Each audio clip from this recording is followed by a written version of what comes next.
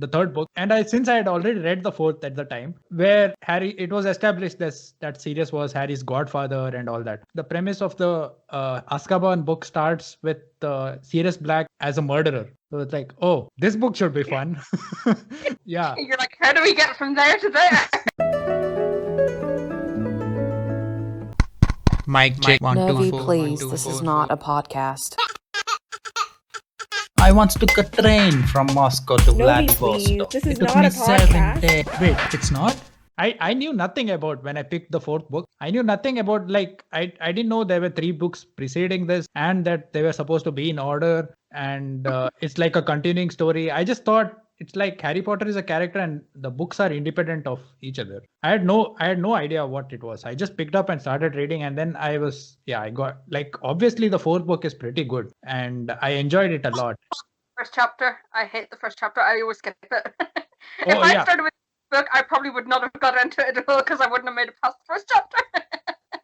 I have a very good, interesting story about this. I don't know if you have already watched it. I think I may have mentioned it a couple of times already on the podcast, on the channel.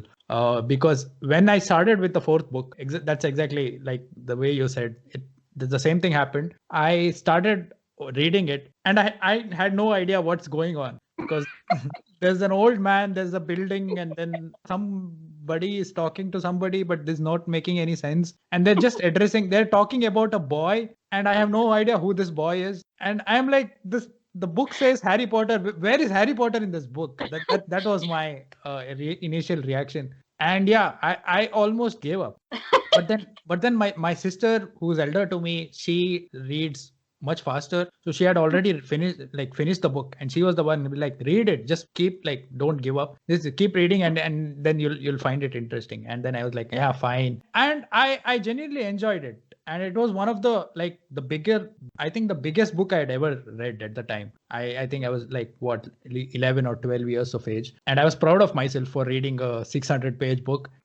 And there were a lot of unanswered questions for me, because I was like, who's Sirius Black? I don't know. Like, Harry has the dream, and then they are on the Hogwarts Express, where he just tells them, and then the first thought Ron has is, maybe you should, narrate your dream to Sirius. And I'm like, what? That's the first time.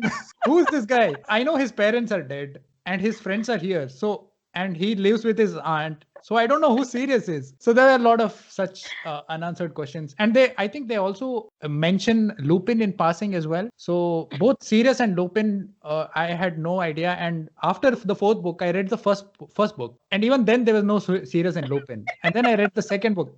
And I was like, What the fuck is going on here? That's a very interesting experience you had there. I really don't know how you continued on without knowing these people. Yeah, and the movies weren't even out then yet. So the only way, and I hadn't even internet access. So the only way I could answer that the questions in my head was to actually read the books. Or ask somebody who'd read the books.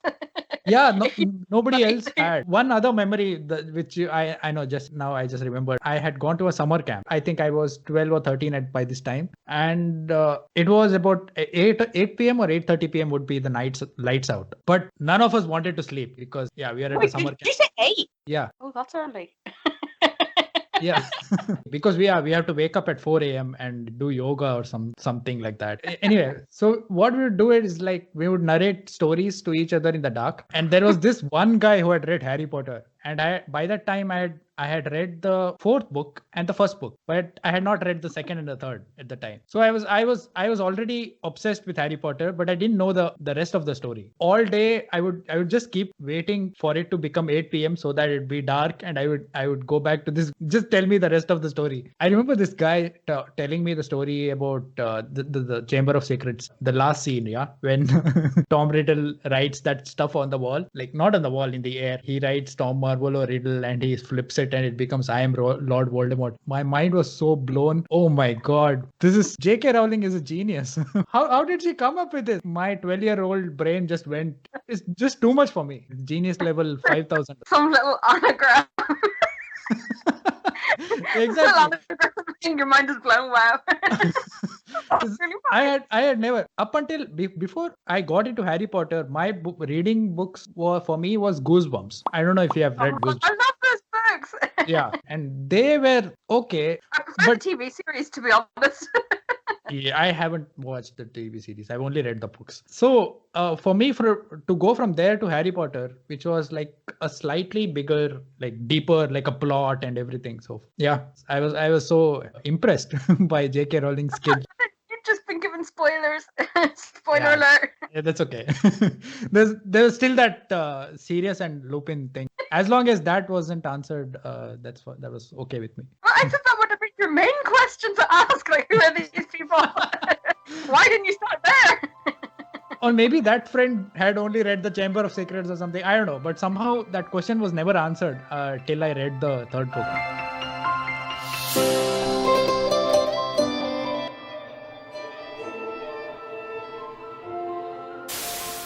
That is one big pile of shit.